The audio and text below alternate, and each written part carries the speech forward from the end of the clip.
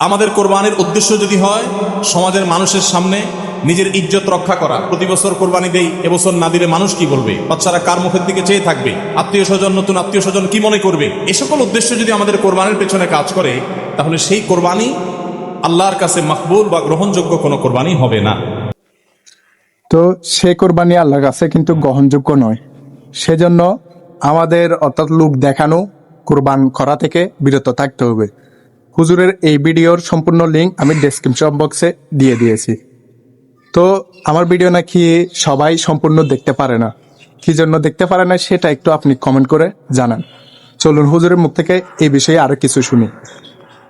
কোরবানি প্রসঙ্গে আল্লাহ রাব্বুল আলামিন বলেছেন, ইন্নামা ইয়াতাকাব্বালুল্লাহু মিনাল মুত্তাকিন। আল্লাহ তাআলা শুধুমাত্র মুত্তাকিদের ত্যাগ, তাদের উৎসর্গ, তাদের কোরবানি, তাদের স্যাক্রিফাইস, এটা আল্লাহ তাআলা কবুল করবেন। অতএব যাদের ভিতরে তাকওয়া নাই তাদেরটা আল্লাহ তাআলা গ্রহণ করবেন না, কবুল করবেন না। আমরা যে আয়াত পড়েছি সেই আয়াতও দেখেছি আল্লাহ রাব্বুল আলামিন ইরশাদ করেছেন।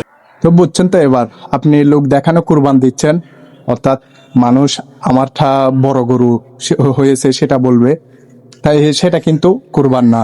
কুরবান হচ্ছে আপনার মন থেকে দিতে হবে, অর্থাৎ আপনার যতটুকু এই অর্থাৎ করার প্রয়োজন ততটুকু করবেন, এবং সেগুলো যেভাবে করা উচিত অর্থাৎ গরিবদেরকে বিলানো, সেটাই যদি করেন তাহলেই কিন্তু আল্লাহর কাছে এই জিনিসটা সন্তুষ্ট হবে। যে আমাদের কোরবানির রক্ত, আমাদের কোরবানির পশুর গোশত, এর কিছুই কি আল্লাহর কাছে যায়? কিছুই আল্লাহর কাছে যায় না। অন্য সব ইবাদত, আর্থিক ইবাদত, এটার ফিডব্যাক আমাদের কাছে আসে না সাধারণত।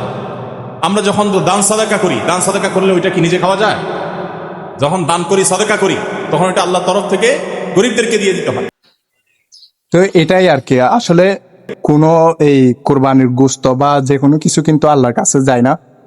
ঠিক তেমনি কিন্তু আমরা দান সকাত যেগুলো করি সেগুলো কিন্তু আল্লাহর কাছে যায় না, কিন্তু সেগুলো যাদেরকে দিই তারা যদি খুশি হয়, খুশি হয়ে যে দোয়াটা আসে সেই দোয়াটাই কিন্তু আল্লাহর কাছে যায়। তো আপনারা আশা করছি সম্পূর্ণ বুঝতে পারছেন। এই ভিডিও সম্পর্কে আপনার মূল্যবান মন্তব্য কমেন্টে লিখুন। সাথে এই ধরনের ইসলামিক ভিডিও যদি আপনার ভালো লাগে, এই ভিডিওটি লাইক, কমেন্ট, শেয়ার করে এবং এই চ্যানেলটি সাবস্ক্রাইব করে সাথেই থাকুন। ধন্যবাদ এই ভিডিওটি ধৈর্য সহকারে সম্পূর্ণ দেখার জন্য। আজকের মতো এখানে শেষ।